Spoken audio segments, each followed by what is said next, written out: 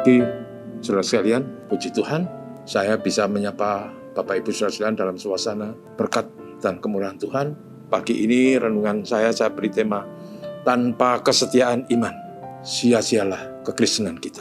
Teksnya diambil dari kitab Yudas ayat 5-7. Demikian firman Tuhan. Tetapi sekalipun kamu telah mengetahui semuanya itu dan tidak meragukannya lagi, aku ingin mengingatkan kamu bahwa memang Tuhan menyelamatkan umatnya dari tanah Mesir. Namun sekali lagi membinasakan mereka yang tidak percaya. Dan bahkan ia menahan malaikat-malaikat yang tidak taat pada batas-batas kekuasaan mereka, tapi yang meninggalkan tempat kediaman mereka dengan belenggu abadi di dalam dunia kekelaman sampai penghakiman pada hari besar. Sama seperti Sodom dan Gomora dan kota-kota sekitarnya yang dengan cara yang sama melakukan percabulan dan mengejar kepuasan yang tidak wajar, telah menanggung siksaan api kekal sebagai peringatan kepada semua orang. Saudaraku, ini renungan saya berkaitan dengan yang saya sampaikan sebelumnya tentang kewajiban kita memperjuangkan iman supaya iman kita tetap terpelihara. Kemudian dalam bacaan tadi kita melihat 3 contoh.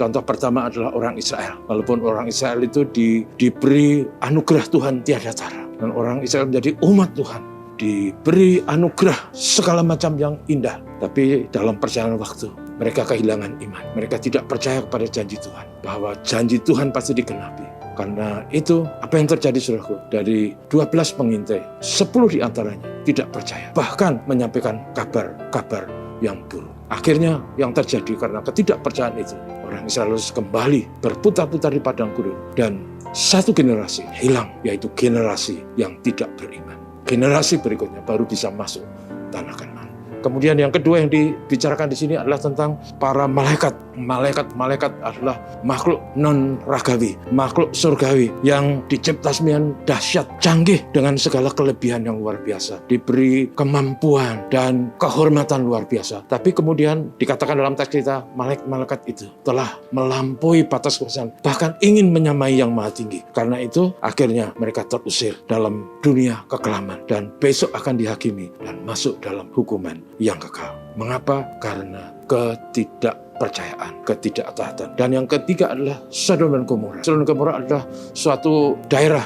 Kota ini adalah kota yang sangat subur menurut kitab Kejadian. Kota itu dipilih oleh Lut, keponakan Abraham. Kota yang subur, hidup begitu makmur. Orang-orang di sana hidup sangat aman, nyaman. Tetapi di tengah kemakmuran, kenyamanan, kecukupan, mereka justru melakukan hal yang tercela, melakukan imoralitas, bahkan melebihi batas kewajaran.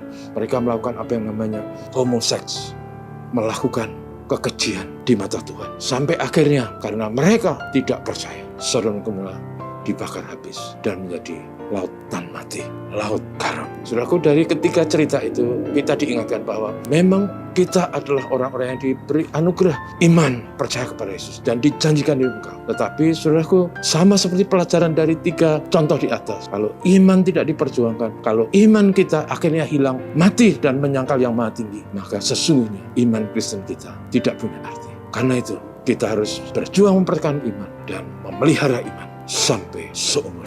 Mari kita terima kasih Tuhan Yesus. Terima kasih kami dapat pelajaran yang luar biasa dari orang Israel, dari malaikat-malaikat yang jatuh, dan juga dari orang-orang Sodom dan Gomora. Betapa rentannya kehidupan. Orang beriman kadang-kala juga gampang silau dan terseret kepada perilaku fasik yang tidak beriman. Kami berdoa supaya kami semua diberkati dan tetap diberi kesanggupan untuk bisa berjuang dan mempertahankan iman. Apapun situasinya, apapun keadaannya. Berkat-Mu kami mohon dalam aktivitas kami hari ini. Tuhan memberkati kami semua. Supaya kami sebagai orang beriman tidak silau dan tidak terseret arus. Tapi kami berjuang terus. Karena tanpa kesetiaan iman, sia-sialah hidup kekristenan. Berkatilah kami semua hari ini. Tuhan Yesus terima kasih. Amin. Selamat pagi.